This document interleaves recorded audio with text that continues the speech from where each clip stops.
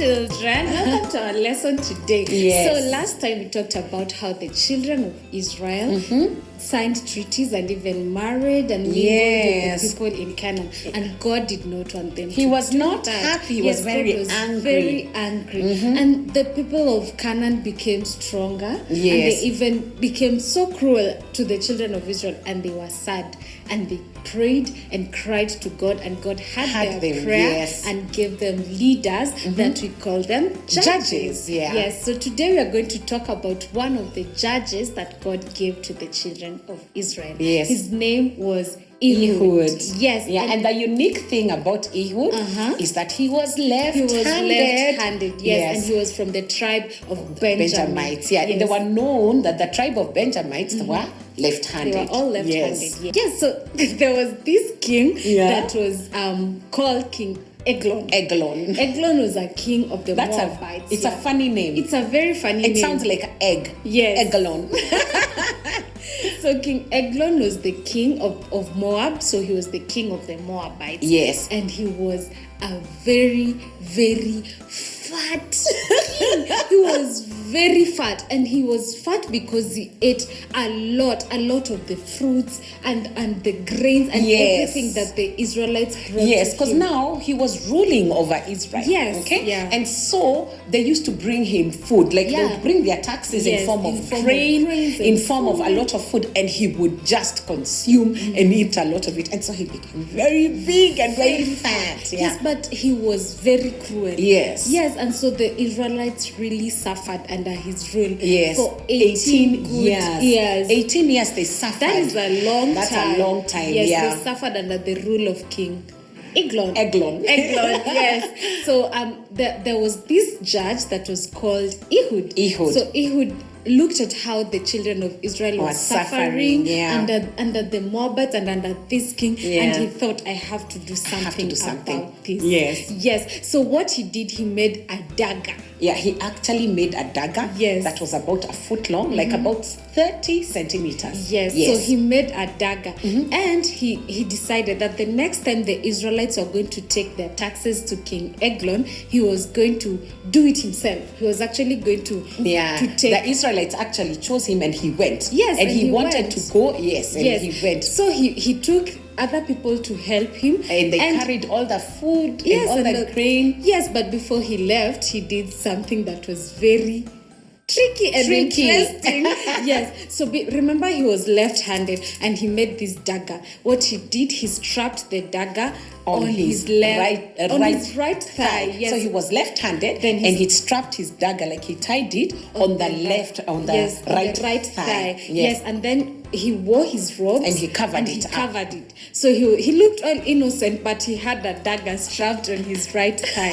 So he went together with the other children of Israel, and they took their grains and all the taxes. They took them to the King Eglon. Yes. And so after they had delivered the taxes to King Eglon, on their way back home, they left. Actually, all of them left. But on their way home, I think at that time Ehud got to where all the poles, the Asherah poles, and the Baal gods were. And when he got there, and he was so angry, and he went back by himself. Yes, he went back by himself to the palace. So, and he went and told the king that he had a message for the king from God. He had a secret message. Yes, he had a secret message. But the amazing thing is this: the soldiers at the king's palace had already searched him. But do you know where they searched? They searched on the left side, because most people are usually right-handed. So if they have to use a sword, they're going to use it from their left side. From their left side. Yes. So the soldiers just searched, and they thought,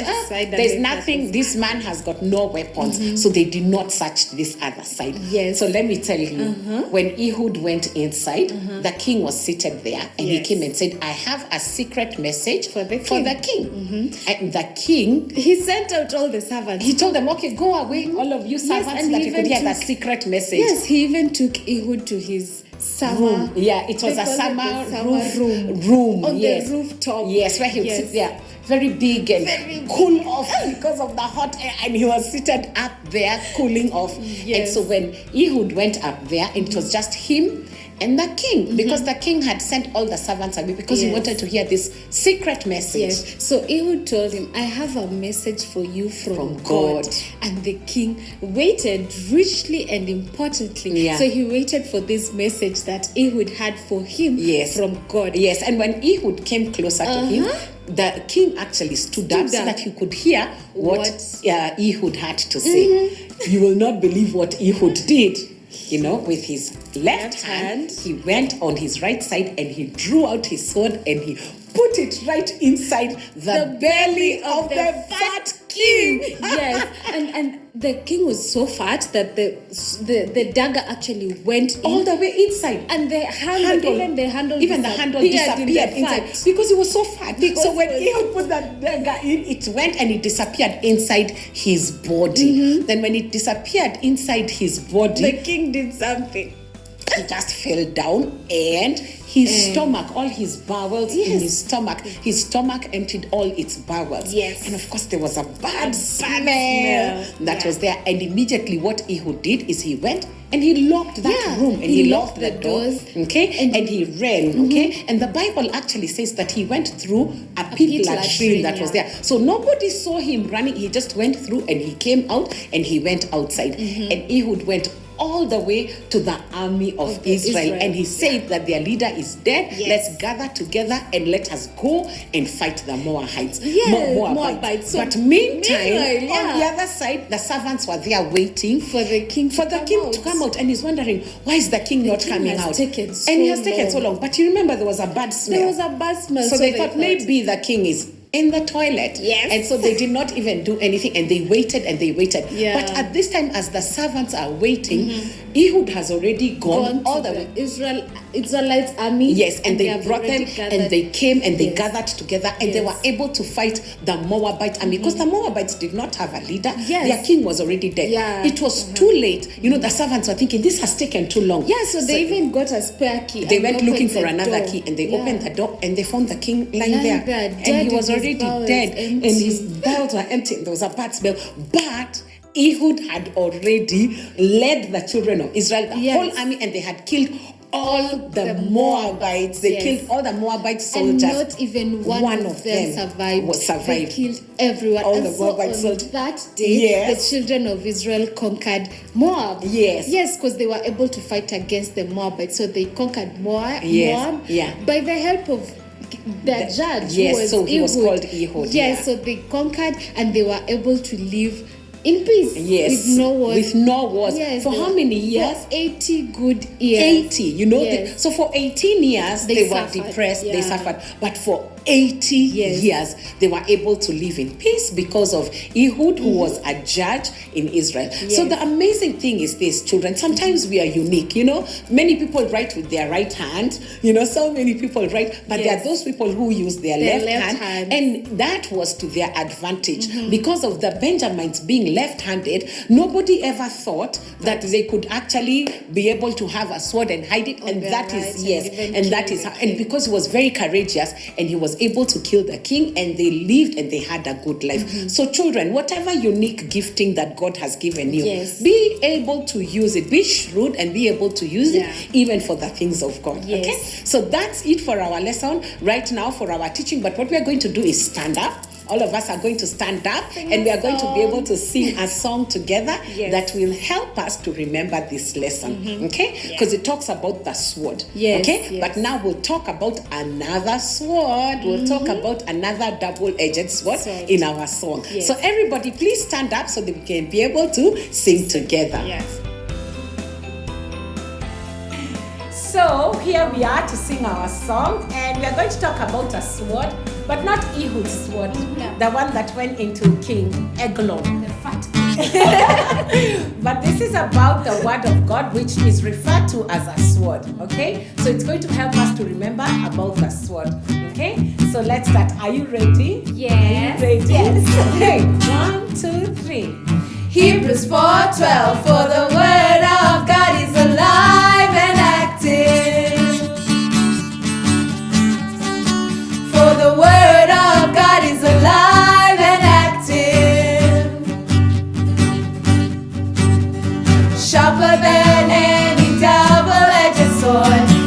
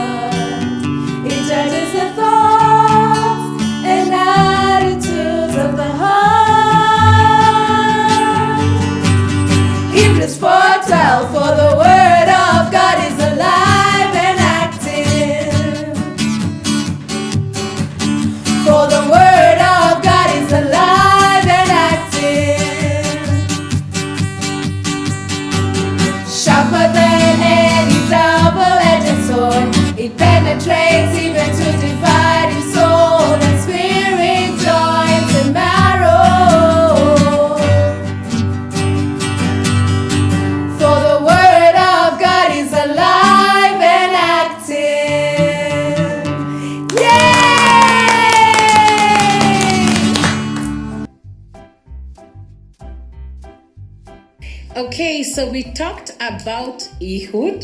He was the left-handed Benjamite. Yes. And he made a dagger. And after making the dagger, he was able to thrust it into the fat king called Eglon. Okay, Yes. so today we are going to make a dagger. Okay, so we're going to make a dagger out of paper that will remind us about what happened. Okay, and you remember our song, we said that the word of the Lord It's a double-edged sword. Okay, and it's the same thing that will remind us that it's not that dagger, that it can actually cut through many other things in our lives so that we can be able to do the right thing. So what you're going to need is papers. These are A4 papers. They're just plain A4 papers, like about 4 of them, or even 3 can work. Okay, and as we continue, you'll see how we are going to be able to make our sword. So you take the first paper, put it aside, and you fold a line right in the middle. Okay, so you make sure that this line is right there, right in the middle. Okay, so after doing that to that line, then you make sure you open it up. Okay, when you open it up, where the line was in the middle is where you make sure that you do that. You know, most of you are so used to making like aeroplanes, you know, using this style. So you just make sure you make like a triangle on one end, and you also make a triangle on the other end. And then when you're done doing that, you also make another triangle coming down, but make sure that this end touches this line right here. So let's fold that one more time. Okay, so we keep folding, so we fold that one more time, and we go on the other side, and this edge right here will come right to the middle. Okay, and there goes. We make sure that we fold it this way. Okay, so there goes. We fold it, and we'll end up with a sharp point right there. Okay, can you see the way it looks? Okay, and then when we are done that, the other side that we are going to be able to fold is this other side this way. This edge right here, we are going to make sure that it touches the middle line that we already folded right there. So you make sure that that edge touches right there. Okay, look at the shape now it has gotten. And then you do the same thing for the other side. You fold it, and you make sure it touches that end right there. Okay, making sure that your lines are completely straight. Okay, and then we do it one more time. Okay, we still fold, and we make sure that this edge comes right here. You see now this edge, we'll make sure we'll bring it all the way to the middle. Are you doing it like that, Cherecho? Yes. Okay. I hope, children, you're also following up to do it with us. If you're not able to see what has happened, just stop and press the rewind button, and then you're able to go back so you can be able to see. So after it's all folded up like that, and then we make sure we just fold it in the middle.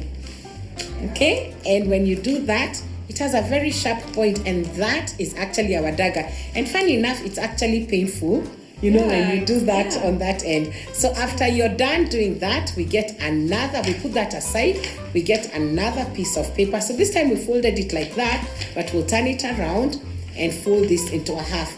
Really what we are trying to do is to make the handle for the sword. Okay, so you put your sword in, you know, and then after that we kind of like fold it in. Just make sure it's fitting inside. Okay, so I've gotten the size right there. So I keep folding and keep folding and keep folding until I'm able to get to the end. Okay, so when I do that, then I'm able to put my sword right in. Okay, so that's the handle of the sword. It's very easy to do this craft. Okay, so after I get to that end so that it's all stuck. Okay, so you can make your, this is a short one, this is a long one. So I'm just going to take my stapler and make sure that it's stuck right there.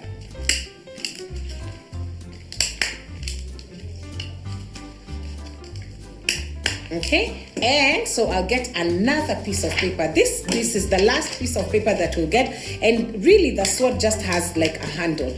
Okay, so what I'll do is I'll do that with that piece of paper. I'll cut it out, you know, right at this end. Okay, so that I can get two sides, so I can be able to make the top part of the dagger. So this one, after I cut this out, so I just fold this up,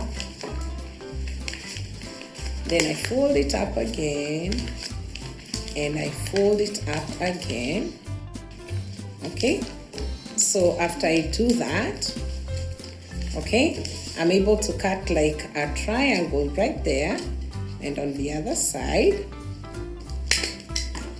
And then I make sure that it's all cut up to the other end. And then I open it up just a little bit and put my sword right inside. Okay, and that makes the top part of my dagger. Okay, make sure I stick it there. And then on the other side, I make sure it's all stuck. Okay, and then right here at the end, okay, so what I'm going to do is get another piece of paper, just fold it up like that, okay, and then make it a little, it's not as long as the other one, just make it a little bit shorter, okay, and then we just put it out here. And there, we've made our dagger or our sword. So you remember what, he was left-handed, yes, and he had tied it on his right and he's removed it, and he was able to thrust it right into the king. But the Bible tells us in Hebrews 4:12 that the Lord's sword, the word of the Lord, yes, is a double-edged sword, and it's actually able to pierce through and divide the soul, and the spirit and the joints and the marrow, yeah, okay? And then it's able to judge all the attitudes that people have, okay? And that is what, yes, it judges that, yeah, it judges the hearts of men, and it also judges the heart of man. So we need to remember this, that is what we need to remember the word of the Lord is, okay? So that's our story for today. That's our lesson for today. I hope you've enjoyed it. I hope you're going to be able to do the craft and sing the song with us, okay? But for now, we can say bye.